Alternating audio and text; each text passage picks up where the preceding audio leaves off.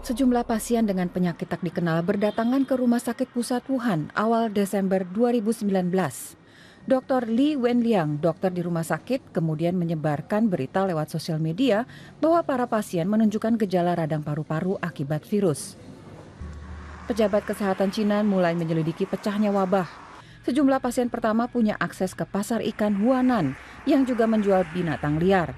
Tanggal 1 Januari, pasar ditutup. Mengawali tahun 2020, pejabat kesehatan Cina mengumumkan penyebabnya, sebuah virus corona jenis baru. Seorang pasien berusia 61 tahun jadi korban meninggal pertama. Jumlah yang terinfeksi meningkat drastis. Tak lama kemudian, Thailand mengkonfirmasi pasien corona pertama di luar Cina. Jepang melaporkan kasus perdana berikutnya. Tidak ada di antara pasien ini yang pernah datang ke pasar di Wuhan. Kemungkinan besar penularannya dari orang ke orang. Di Cina, virus meluas ke berbagai kota. Warga mulai memakai masker. 200 kasus diakui resmi, tapi diduga jumlahnya jauh lebih banyak.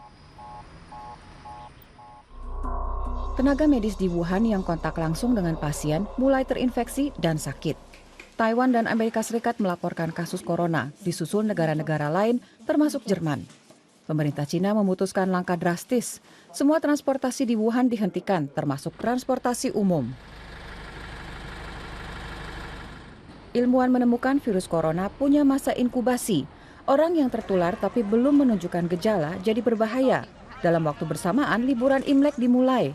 Jutaan orang bergerak mudik massal. Di saat itu dikonfirmasi 2.000 kasus di seluruh dunia. 50 orang meninggal.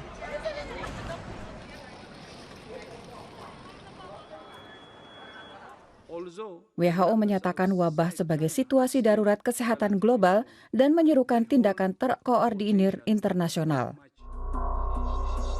Awal Februari, Wuhan tetap ditutup total. Semua provinsi di Cina daratan melaporkan adanya kasus corona.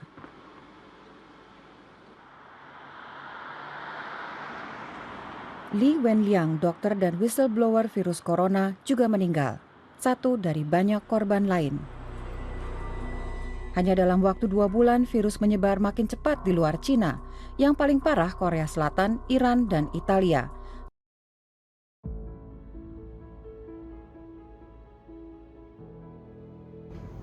Selamat pagi, selamat siang, selamat sore, selamat malam semuanya. Saya Akal Andika, mahasiswa dari Sekolah Tinggi Pariwisata NHI Bandung dengan program studi Manajemen Destinasi Pariwisata semester 2. Sebelum saya memberi tanggapan mengenai video sebelumnya, di sini saya akan menjelaskan apa itu perubahan sosial. Perubahan sosial adalah perubahan dalam masyarakat yang mempengaruhi sistem sosial, nilai, sikap, dan pola perilaku individu di antara masyarakat. Adanya pandemi COVID merupakan perubahan sosial yang tidak dikehendaki. Perubahan tidak dikehendaki merupakan perubahan yang tidak direncanakan atau di luar kendali masyarakat. Biasanya, perubahan tersebut disebabkan oleh gagalnya masyarakat dalam mengantisipasi dan memperhitungkan perubahan yang terjadi, sehingga memicu kekacauan atau kendala dalam masyarakat. Pandemi COVID telah menyebar ke seluruh dunia, maka itu menyebabkan perubahan sosial yang tidak terencana dan di luar kendali manusia. Pandemi ini menyebabkan perubahan berbagai tatanan hidup dalam waktu yang singkat. Perubahan sosial budaya di masyarakat terjadi secara spontan, tidak direncanakan oleh siapapun yang terjadi di luar jangkauan masyarakat. Akibatnya, ketidaksiapan masyarakat dalam menghadapi pandemi ini pada gilirannya telah menyebabkan disorganisasi sosial di segala aspek kehidupan masyarakat. Dampak pandemi ini dirasakan oleh semua pihak dan kalangan, siapapun tidak bisa menghindarinya. Kegiatan dari berbagai sektor terganggu pelaksanaannya. Berbagai kegiatan yang biasanya kita lakukan dengan leluasa, untuk saat ini belum bisa kita lakukan lagi karena semuanya masih terbatas. Pesatnya perkembangan pengetahuan dan teknologi di tengah pandemi ini juga telah mempengaruhi kebijakan-kebijakan berbagai negara dalam mengatur perilaku dan kebiasaan masyarakatnya. Perubahan sosial yang telah terjadi telah melahirkan